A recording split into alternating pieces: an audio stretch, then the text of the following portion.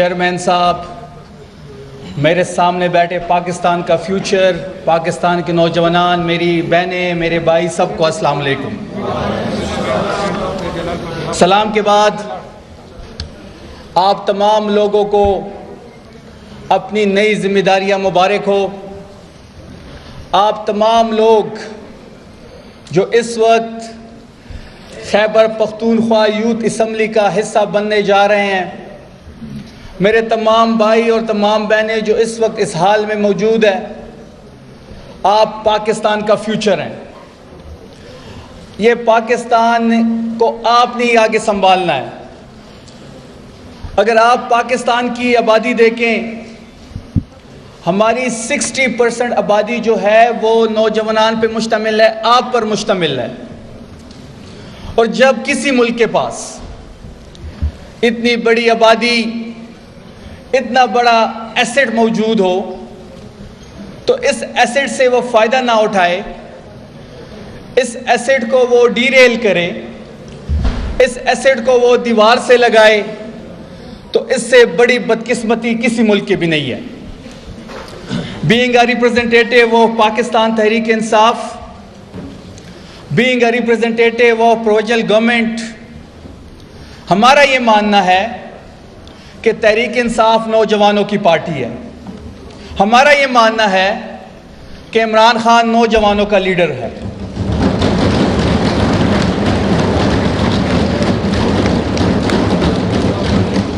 और फिर आपने खुद देखा होगा कि 9 मई से लेके 8 फरवरी तक जो रियासत ने, रियासत के इदारों ने, रियासत के हर इदारे ने जो ज्यादती और जुल्म पाकिस्तान तहरीक इंसाफ को बनाया, 9 मई के बाद जो एक ऑपरेशन हमारे खिलाफ लॉन्च किया गया, false flag operation Tehreek Insaf के खिलाफ लॉन्च किया गया। 9 मई के बाद इमरान खान का झंडा उठाना, इमरान खान का पोस्टर उठाना, तहरीक इंसाफ का जलसा करना, तहरीक इंसाफ के लिए कॉर्नर मीटिंग करना, तहरीक इंसाफ के 4 लोगों का जमा होना, तहरीक इंसाफ की बात किसी चौक और चौराहे पे करना, इवन इमरान खान का नाम लेना, इस टीवी ने उसको ब्लैकआउट किया था, हमारे सोशल मीडिया के टाइगर्स ने इमरान खान को, इस तहरीक को जिंदा रखा। और मेरा ये मानना है कि सोशल मीडिया इस मुल्क की नई इस्टेब्लिशमेंट है। वो जो फिरौन बने बैठे थे, वो जो खुदाई का दावा कर रहे थे, वो जो कह रहे थे कि इमरान खान पे रेड क्रॉस है, तहरीक इंसाफ को अपने उम्मीदवार नहीं मिलेंगे, तहरीक इंसाफ की सीट नहीं आएगी, जिसने जलसा करना था उसके ऊपर पर्चा होता था, जो उसका कैंडिडेट था वो नहल हो चुके थे, वो हाई कोर्ट में मौजूद थे। उसके बावजूद 8 तारीख को आप लोगों ने इमरान खान के नाम पे इनकिलाब बर्पा किया इस मुल्क में। मेरी बड़ी ख्वाहिश थी कि इख्तियार वली साहब बैठे होते, लेकिन बदकिस्मती से जब भी मुश्किल आती है, इनकी लीडर भी इस मुल्क से भागते हैं और वो भी, ये भी भाग जाते हैं। मेरी बड़ी ख्वाहिश थी कि उन्होंने इमरान का नाम लेके जनरल फैज से होके और जमहूरियत का दर्ज दिया, कि वो यहां बैठे होते और सुनने का हौसला पैदा करते।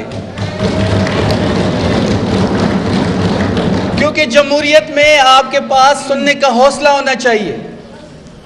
जमहूरियत में आपको क्रॉस क्वेश्चन सुनने का, उसका जवाब देने का हौसला होना चाहिए। मेरे भाई ने बात की जनरल फैज की। जनरल फैज कोई हमें विरासत में तो नहीं मिला था, इसी इदारे का जनरल था। अपना इदारा ठीक करो, फिर अपना इदारा ठीक करो। हम कोई विरासत में तो नहीं लेकर आए थे जनरल फैज को। फिर इस तरह अगर हम कहानियां खोलने बैठे तो फिर 11 सितारों की पार्टी जनरल जिलानी वाली थी। नवाज शरीफ जनरल जिलानी की पैदावार है। अगर ये कहानियां हम खोलने बैठे, फिर हम गराज से स्टार्ट लेंगे, हम फिर 1989 से स्टार्ट लेंगे। फिर हम ये भी बताएंगे कि कौन अटक के किले में बंद होकर माफिया मांग रहा था और उस मुल्क से भाग रहा था। और मेरा लीडर और उसकी बेगम बुशरा बीबी चट्टान की तरह खड़े हैं इस सिस्टम के खिलाफ। हमें ना बताया जाए, हमें ना दर्ज दिया जाए जमहूरियत का। हमें पता है कि आप कैसे बैठे हैं। फॉर्म 47 वाले हमें जमहूरियत का दर्ज देंगे। इनको शर्म नहीं आती कि एक फॉर्म 47 की वजीर आजम का कोऑर्डिनेटर होकर जाली वजीर आजम का जाली कोऑर्डिनेटर दर्ज देगा मुझे। आप इस सूबे की बात करते हैं, सूबे के स्टेक होल्डर इमरान खान और तहरीक इंसाफ है और आप लोग हैं। पहली दफा इमरान खान ने एक नौजवान, एक ग्रास रूट लेवल के वर्कर को, एक कबायली नौजवान को इस सूबे का सीएम बनाया है। हमसे ज्यादा किसको पता है कि जो गुजरती है हमारे ऊपर गुजरती है।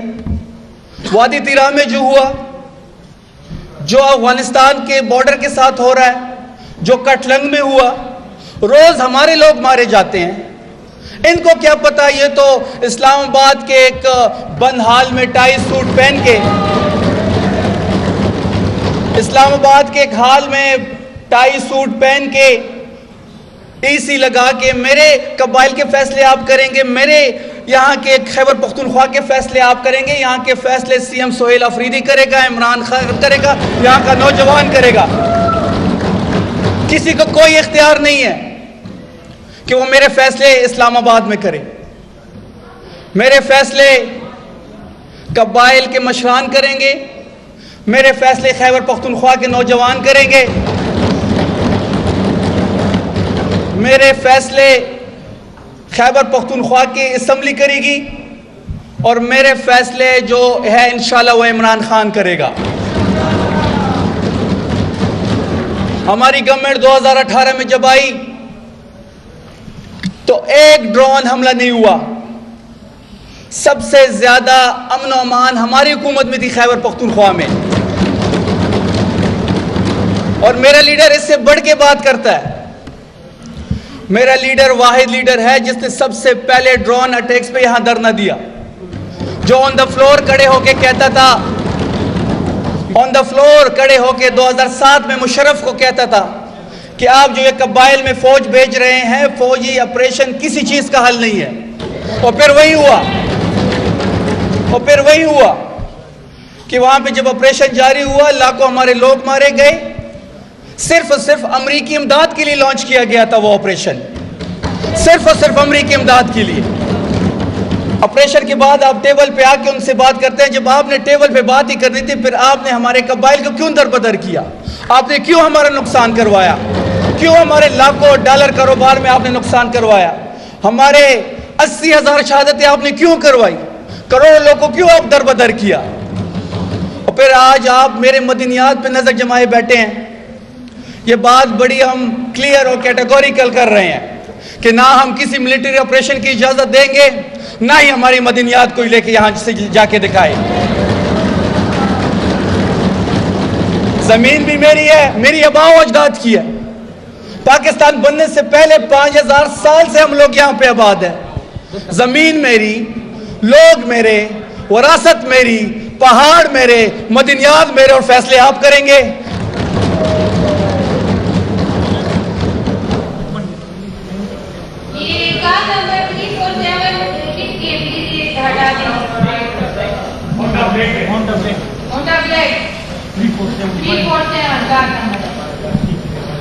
जी, और यहाँ पे आपने पिछले दिन देखा होगा कि कहते हैं कि जी खैबर पख्तूनख्वा का सीएम प्राइम मिनिस्टर से जो मीटिंग होनी थी फॉर्म 47 के प्राइम मिनिस्टर से, वहाँ पे उसने शिरकत नहीं की। तो मैं इनसे पूछना चाहता हूँ कि हम उस बंदे के साथ बैठेंगे कि जिसके पास इख्तियार हो। मेरा सीएम जब इलेक्ट होता है और वो प्राइम मिनिस्टर को उसकी कॉल आती है, वो प्राइम मिनिस्टर को कहता है कि जी मेरी मुलाकात करवाएं इमरान खान से, तो कहते हैं मैं पूछ के बताता हूँ।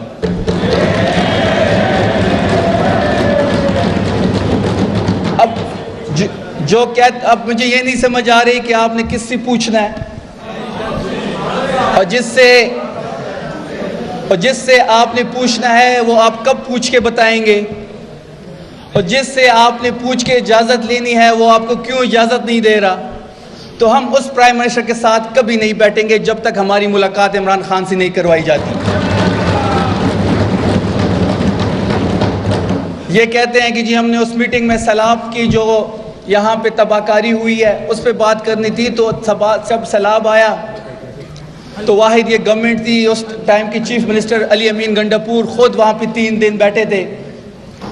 एनडीएमए के सिर्फ 2 ट्रक आए। एनडीएमए का जो इदारा है वो नेशनल गवर्नमेंट का है, तो 2 ट्रक सिर्फ आए, बाकी जितनी भी कार्रवाई थी सूबाई हुकूमत ने की। और जब तक आखिरी घर बनने तक सैलाब में आखिरी कारोबारी जो शख्सियत है उसका कारोबार कड़ा ना हो तब तक हम चैन से नहीं बैठेंगे। इन्होंने अफगान मुहाजिरीन की बात की। अफगान मुहाजिरीन को तो ये पंजाब से निकाल चुके हैं, हम क्या आपसे बात करें अफगान मुहाजिरीन पे। मेरा लीडर कह रहा है कि जी आपने उनको बाइज्जत तरीके से जो जाना चाहते हैं वो जाएंगे। हम तो अब भी उसको कैटर कर रहे हैं अपने सूबे में, तो हम आपसे बैठ के किस चीज़ पे बात करें।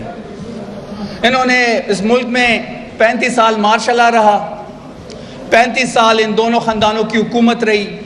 सफ़र वोट से इज़्ज़त देने का शुरू हुआ था, बूट को इज़्ज़त देने पे ख़त्म हो गया इनका।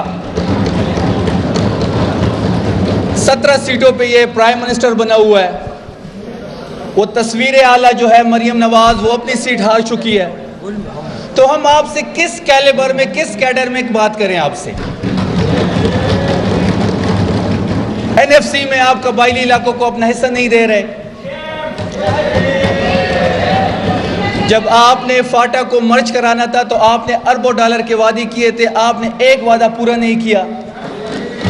तो हम उस हर बंदे से बात करेंगे जो इस खैबर पख्तूनख्वा की मैंडेट का, जो पाकिस्तान में तहरीक इंसाफ को मैंडेट मिला उसका एहतराम करेगा और हमारे कबायली इलाकों का एहतराम करेगा। आखिर में आप तमाम लोगों को नई जिम्मेदारियां बहुत बहुत मुबारक हो, और यही आपकी नर्सरी है, यहाँ से आप आगे बढ़ेंगे। और जिस तरह मेरे जैसे लोग, सोहेल आफरीदी जैसे लोग, शेर अली आफरीदी जैसे लोग, मीना खान जैसे लोग, अदील इकबाल जैसे लोग, जो नौजवान इस वक्त पार्लियामेंट का हिस्सा बना है, ये इमरान खान की बदौलत हुआ है, ये तहरीक इंसाफ की बदौलत हुआ है। और यही वो रास्ता है जो यहाँ से शुरू होता है और इंशाअल्लाह इमरान खान के टिकट के ज़रिए असम्बली तक पहुँचता है। और इंशाअल्लाह मुझे उम्मीद है इस मुल्क का वज़ीर आज़म इमरान खान ने दोबारा बनना, ये सामने दीवार पे लिखा हुआ है। और जब तक हमारे मैंडेट की वापसी नहीं होती और हमारी हकीकी आज़ादी की जो जंग है वो अपने अंजाम तक नहीं पहुँची, ये तहरीक, ये जंग, ये सिविल सुप्रीमेसी की जो जंग है, जो पार्लियामेंट के अंदर भी हम लड़ रहे हैं, बाहर सड़कों पे भी लड़ रहे हैं, इंशाल्लाह से मज़ीद शिद्दत आएगी। बहुत शुक्रिया।